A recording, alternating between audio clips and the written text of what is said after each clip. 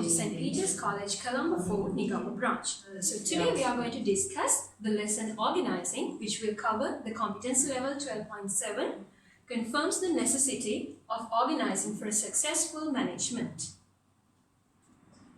So the flow of today's session will be to discuss what is organizing, and then the steps of organizing, and lastly the importance of organizing. So by now, I hope you all are very thorough with the functions of management and as well as what is management. So there are basically 4 functions of management. They are planning, organizing, leading and controlling. So from the last session, you have covered the planning function in detail. So we will discuss today the function of organizing. Before directly moving on to the lesson today, let's organize an event, the Commerce Day of our college. So having assumed that we have already planned the Commerce Day as to when we are going to hold it and the venue and the time, let's organize the event. So what you're going to do is take a piece of paper and identify the tasks that you're going to perform for the Commerce Day to make this Commerce Day a success.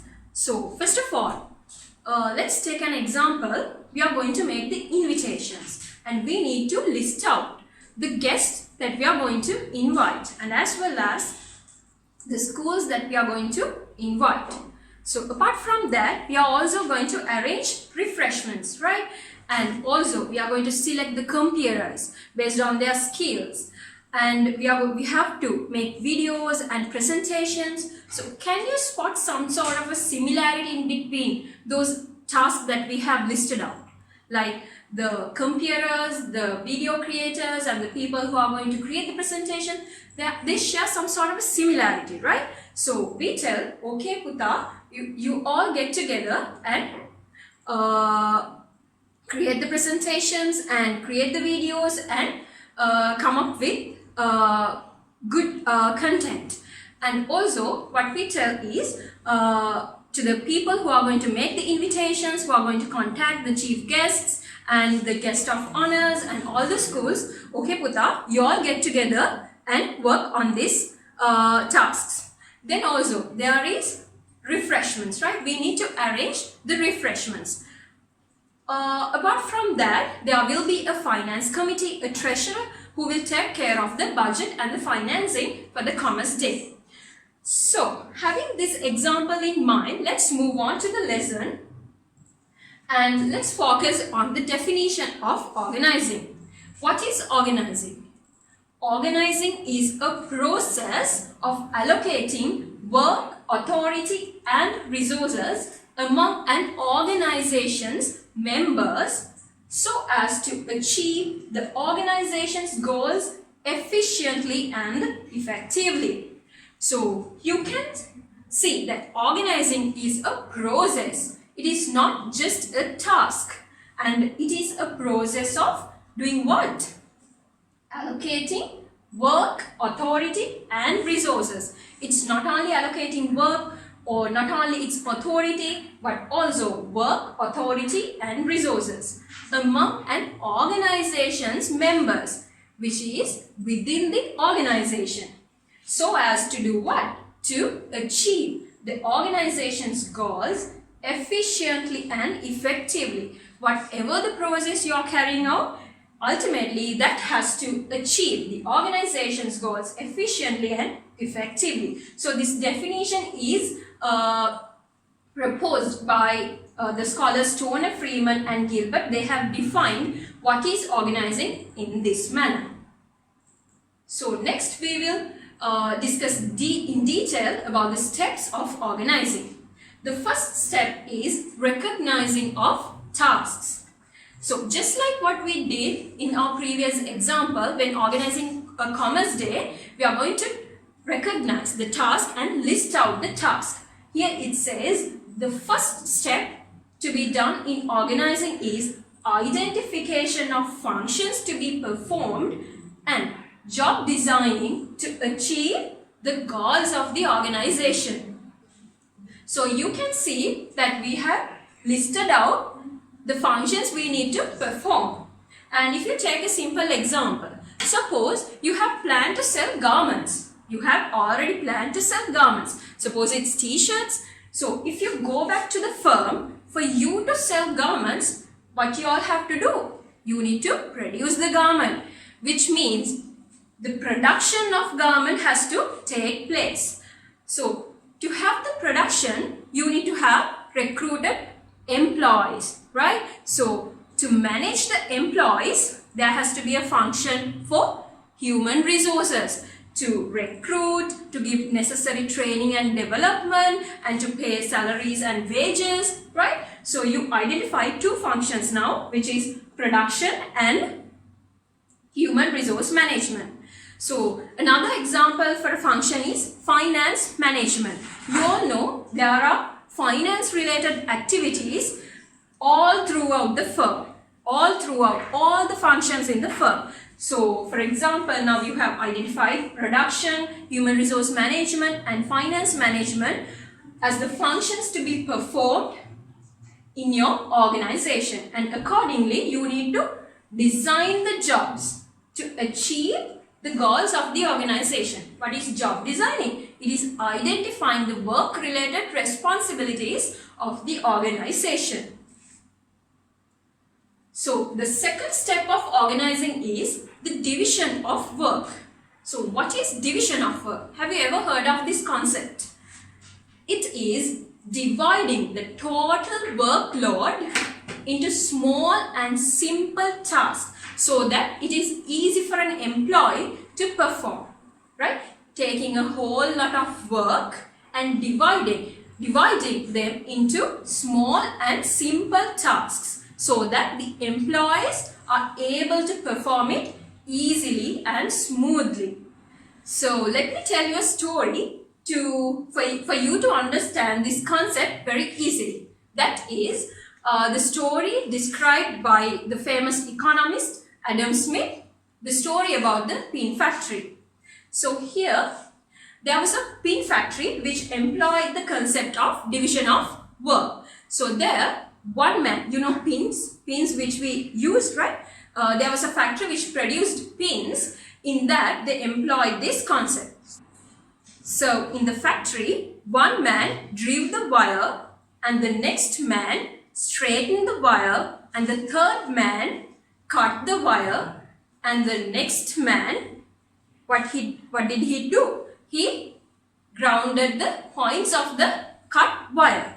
So likewise, they divided the whole workload into small and simple tasks. So in that, Adam Smith emphasized that 10 men employed could produce 48,000 pins per day by employing this concept.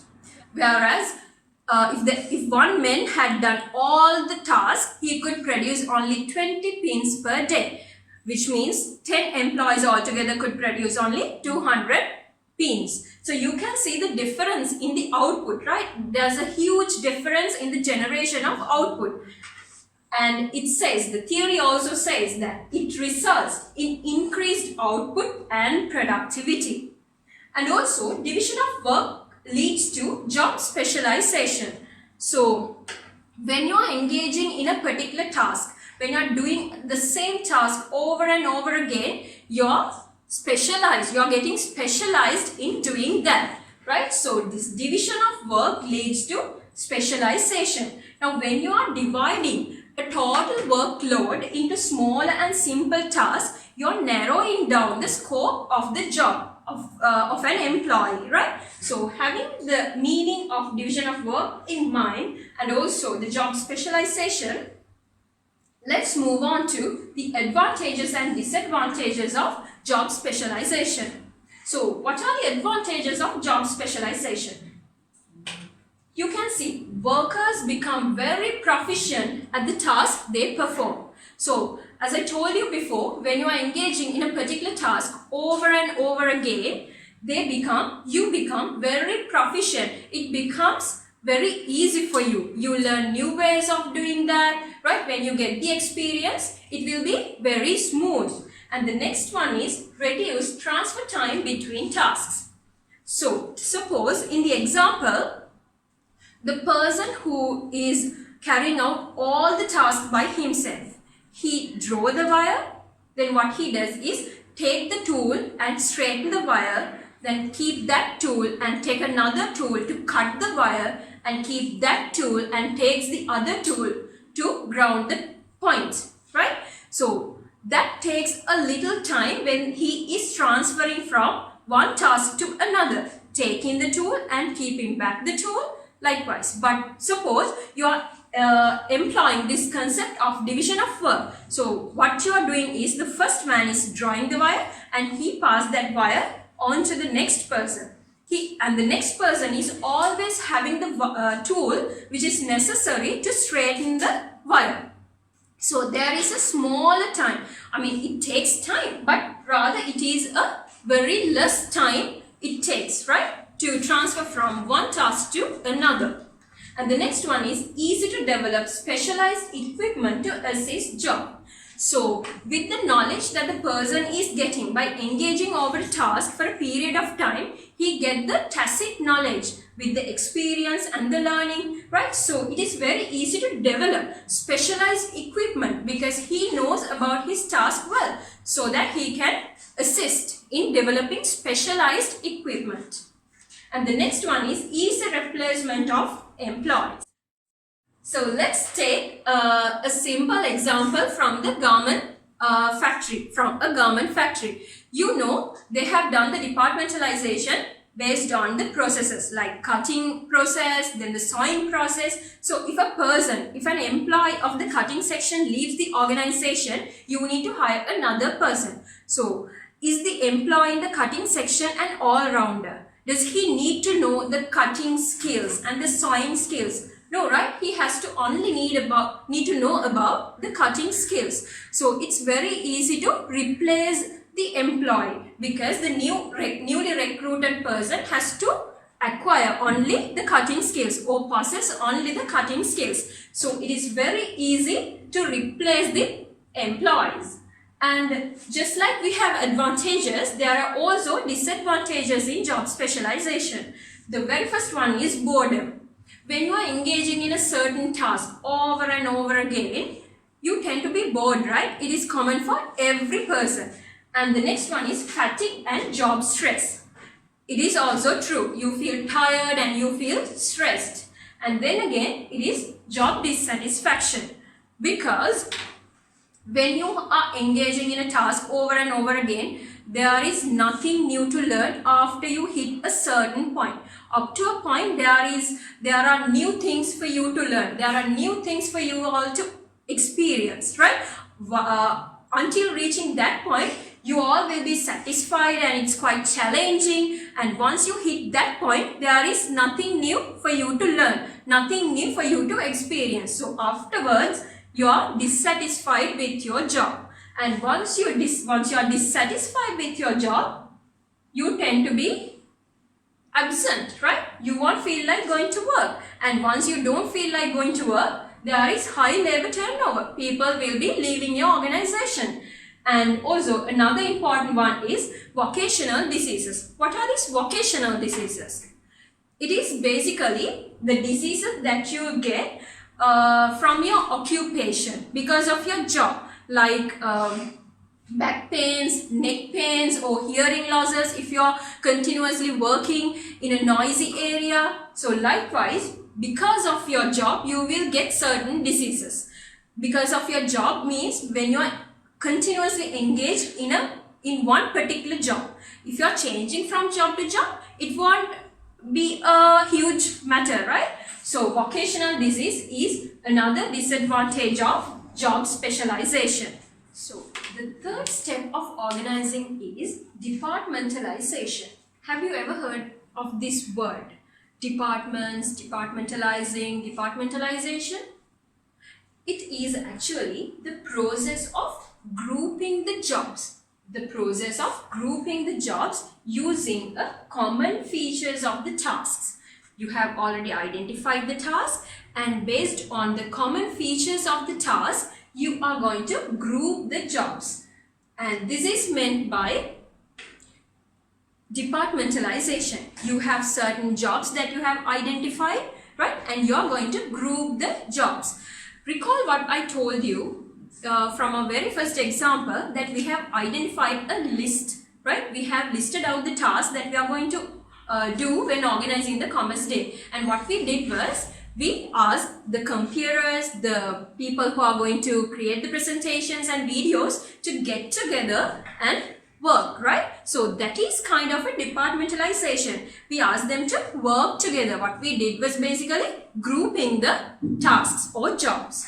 So this departmentalization can be done on different bases, depending upon the nature of the organization, or could be the vision of the founders or the goals the organization has set, right? Now let's have a look at on the different bases of departmentalization.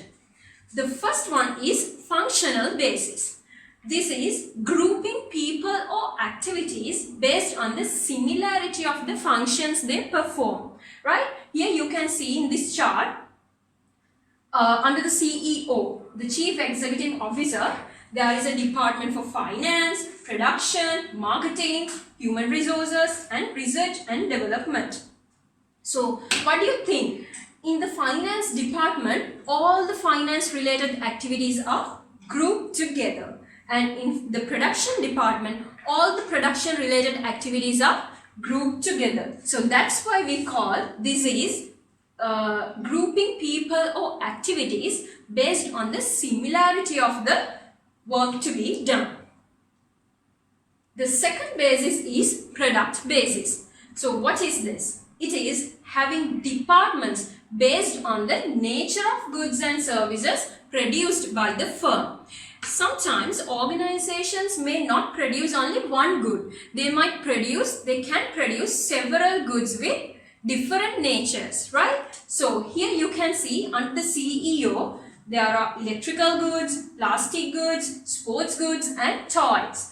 So in this base of departmentalization, in this electrical goods department, all the functions needed to make the electrical good until marketing the electrical good is included. Starting from making the electrical good until marketing the electrical good, all the functions to be done are included in the electrical goods department. These are different, right? What you all need, the strategy to market and the way you are going to produce this good is different from the way you are going to produce the plastic good. So all the functions necessary to make and market the plastic good is again included in this plastic goods department.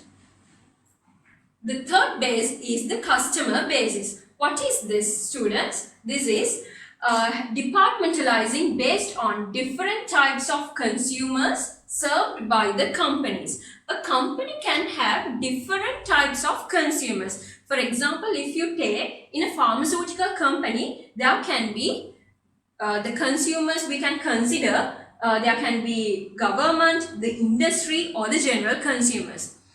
The government means the government is also having hospitals. So they are also going to purchase pharmaceutical products from this company. Then again the industry. There are private hospitals as well. So they need to cater their own requirements in a different manner. And also the general consumers. Their way of there is a separate way for addressing the general consumers. So they have departmentalized their organization on the consumer basis because they need to address the different needs of the consumers separately.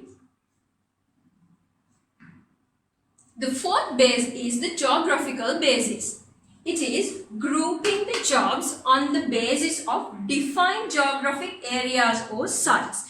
In here, the geographic areas or site could be a city or even a hemisphere. It could be a city, a district, a province, a country, or either a continent or a hemisphere, right? So what they are trying to do in this concept is they are going to respond or address the changes in the unique environmental and customer characteristics in those areas. So if you look at the example, they have departmentalized. They have departments called Western Province, Southern Province, Northern Province, and Central Province. Suppose you're selling ice cream. You're working in a company where it produces ice cream. So if you consider the central province, is it the same environmental condition that is prevailing in the northern province? No, right? The weather is quite chilly in central province, which is not so in northern province. So are you going to adopt the same strategy in selling, the same selling strategy which is used in central province to northern province? Well, you can't do that, right? So you need to address the differences in the environmental characteristics of different regions. So this company employs a geographical based departmentalization. The next one is mixed basis. It is a combination of the previously discussed bases, right? So here you can see the first layer, it is the Chief Executive Officer, and the second layer, what is the basis here? It is the product basis, and the third layer, it is the functional basis, and the last layer, it is the geographical basis. So upon the company's discretion, or upon its based on its goals and everything, you can decide what are the bases your company is going to use to departmentalize your organization, right? The next one is the process basis. This can be used where machinery or equipment utilized in the production requires a larger capacity or special skills to operate. Basically, this process basis can be used by the production, can be used to departmentalize the production flow. Like if you take a garment factory under the production management, the production flow is departmentalized as to cutting department, sewing department and finishing department. Because in cutting department, there are larger machines for you to cut fabric in bulk. And the sewing department has sewing machines located on the sequence where you need to the sequence that you are using to stitch a garment, right? And then the finishing department. So they require larger machines or special skills. The person in the cutting department cannot work in the sewing department. So there are special skills for you to possess to work in these different departments. So the production function usually applies this process basis when it comes to their organization. And the matrix base. Can you spot a difference in this chart when comparing to other charts, the previous charts? Because matrix base is based on two overlapping bases of departmentalization. They are not going to mix two bases, but they overlap two bases. So if you ignore these three blocks and consider only this chart, you can see vertically it is departmentalized based on function, right? And if you then ignore these four blocks and consider this chart, this is departmentalized based on products, because project manager A, project manager B, project manager C, they are all handling projects, right? Projects means basically products. So under this project manager A, there are representatives from each function. A production executive, a finance executive, a quality assurance executive and a procurement executive. So he is having a team for the project A. So at one point they have not mixed, right? They have overlapped two bases. So if you take this finance executive 1, he is reporting to its finance manager, and at the same time he is reporting to the project manager A. But if you consider here in the mixed basis, a person, an employee who is working in the sports department could be the manager, he is reporting to the CEO. And if a person who is working in the central province department, he is reporting only to the marketing manager could be, right? So that's the difference between the matrix base and the mixed basis. And here we are going to discuss about the advantages and disadvantages of departmentalization. So the advantages are easy to supervise and coordinate, because when you departmentalize, there are department heads. We call them heads of department. So they are able to supervise their subordinates easily, right? And also to coordinate work, and easy to achieve organizational goals. So when you learn planning, the lesson planning, you can see we have goals, we have a hierarchy for goals. When you set the goals for your organization, they can be broken down into the departmental goals. So according to the organizational goals, we are forming goals for our own department. So ultimately, when all of us, when all the departments are achieving their own departmental goals, they are automatically achieving the organizational goals. So can improve efficiency, because it's easy. There is less wastage of resources, so we can improve the efficiency. And there are also disadvantages, which are poor coordination. When you departmentalize, when you group jobs and departmentalize, sometimes they might get isolated, right? They don't feel connected. One department might not feel connected to the other department. So there can be coordination issues also, and also promotes narrow specialization. Suppose a person who is working in the procurement department, he basically have the skill to work in the procurement related activities, but not in finance related activities. So he is specialized in procurement. So it has a narrow specialization. Going further and further, the specialization is narrowed down. So this is the fourth step of the organization function, which is delegation of authority and responsibility. So what is responsibility?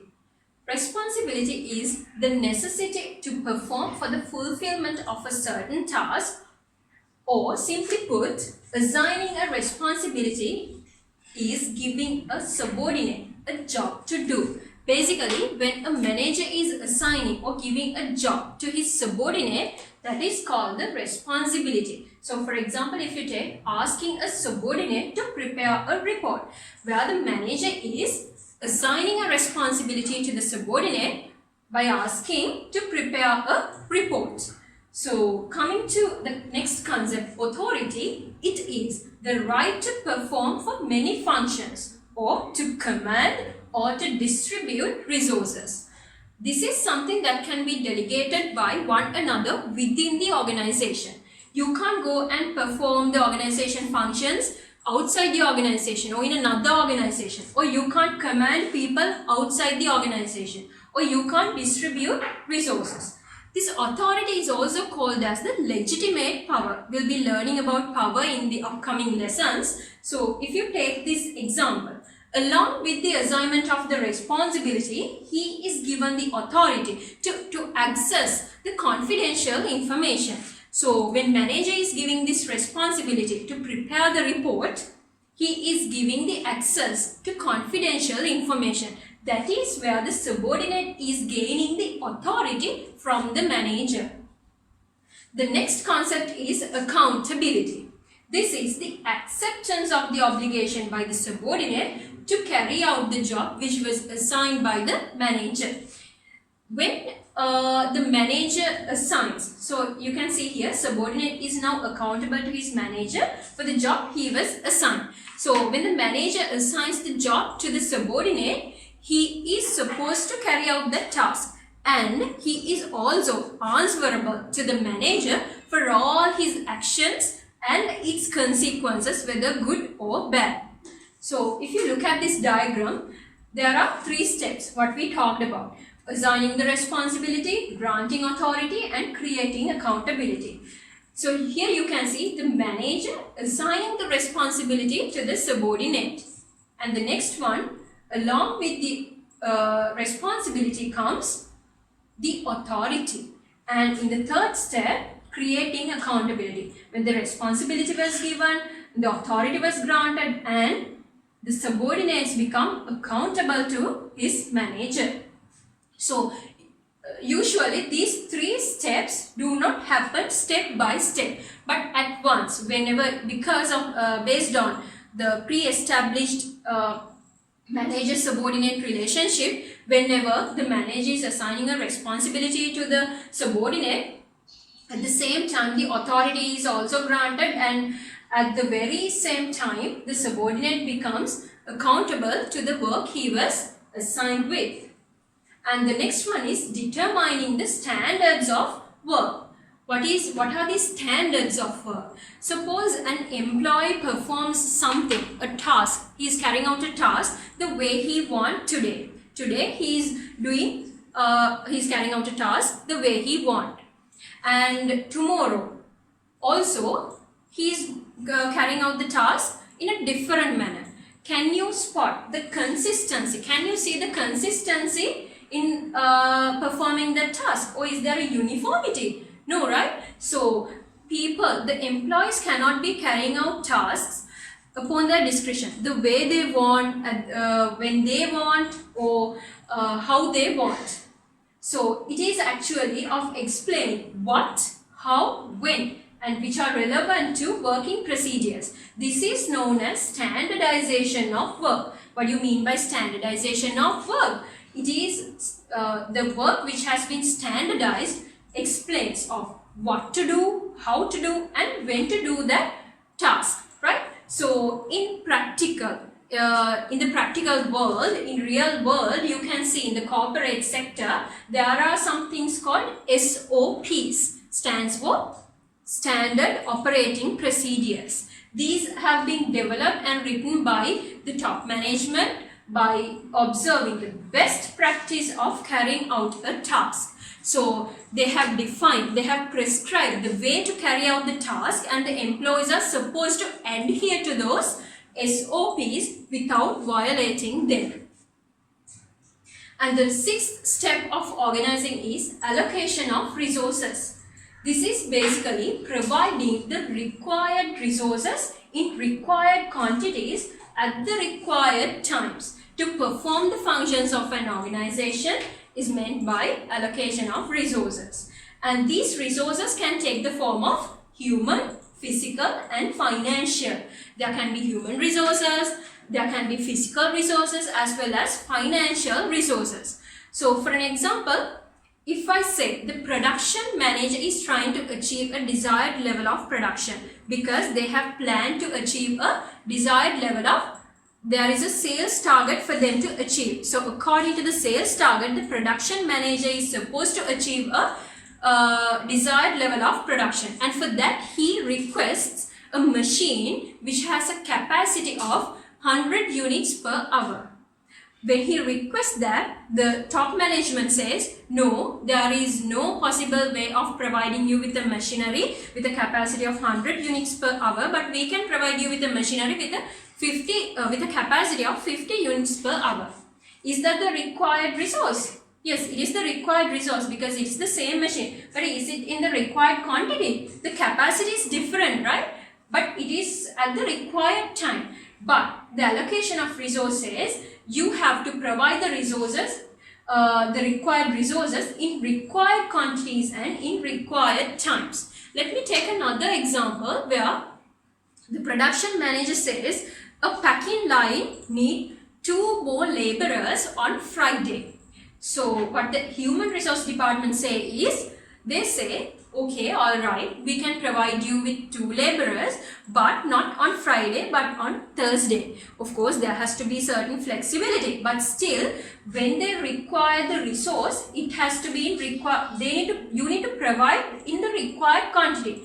Human resource department said, okay, all right, we are okay with 2 laborers, but the time they are not okay with. They are okay to provide the laborers on Thursday and not Friday. So they are a little poor in the allocation of resources. And the last step of organizing is the coordination. The process of integrating the work and objectives in separate units in order to achieve the goals and objectives of the organization efficiently is meant by coordination. So you're supposed to link the departments. If I recall the very first example, the computer, the example where we organized a commerce day, the computer has to have the guest list with him which is prepared by another team, right? He needs to know the agenda, the schools that will be participating, and also the refreshment committee. He's supposed to have an idea the number of participants that are coming, which is also prepared by another team. So there has to be a proper linkage between the teams. So the same applies to the corporate sector or in the organizations also. So coordination can be seen in the form of interdependency among departments for information and resources. If you remember the previous example of requesting laborers from the human resource department. So here the production department is depending for resources, right? Is depending on the human resource department for the resources. And the last point is poor coordination will draw employees' attention away from the organization's objectives, and they will only concentrate on their departmental or individual goals. So when you have separate groups, they will have their own goals, because so if you have learned this planning, you know there is a hierarchy for goals also. When you have set the organization goals, then you take the organization goals and create your own departmental goals, right? And you also might have your own individual career goals. So when you lose the sight of the organization goals, you will overly focus on the departmental goals. And if not properly coordinated, you will completely lose sight of the organizational goals. The last one, the importance of the organizing for the success of an organization. The first point, it assists in achieving organization goals and objectives. In every step we discussed, it always emphasized that we are going to achieve the organization's goals and objectives efficiently and effectively. The purpose of each and every step is to achieve the goals and objectives of the organization, and it becomes a base to implement the plan successfully. Organizing is basically putting the plan into action. And the next one is ability to improve the productivity because of the job specialization coming up from division of work. It's simply the story of the pin factory. So because of organizing, you can improve the productivity. Because of organizing, you can have job specialization, which is coming up from division of work, and ultimately it leads to the productivity of the organization. The next one, ability to get the works relevant to the post done successfully through delegation of authority. Suppose the manager is having a whole load of work. What if he keeps all these work to himself? It will be unbearable for him. He won't be having enough time, and he will get stressed because he couldn't complete the tasks on time. So what he can do is, he can assign some responsibility and delegate the authority to his subordinates. So what will happen? The subordinates will be happy to get some more new jobs. They will learn new things, then they will experience new things, and they also be satisfied, and at the same time some of the manager's work can get done through the subordinates. So it is can be called as a win-win situation for both the manager and as well as the subordinate. And the ability to get the maximum use of resources through allocating resources required to perform the functions, because in the allocation of resources, it specified the required resources has to be allocated, not in unnecessary quantities, not in unnecessary time. So you can maximize the use of resources by employing this organizing function correctly. And a coordination is created among individuals, groups and departments, since directing all organizational activities towards its goal. Now we have already departmentalized, right? Now we have separate departments. But with coordination, we are going to link these departments, because we are going to align all the departmental goals towards the organizational goals. So here we can see a picture. It is a summary of the lesson we learned today. There are 3 people who are marching forward in 3 different lanes. but at some point they all connect together and travel or go upwards. Here you can see different departments, but somehow because of coordination, they are all aligned towards the organizational goal. So this marks the end of today's session, and we'll be back with the next session on next day. Thank you very much, and God bless you.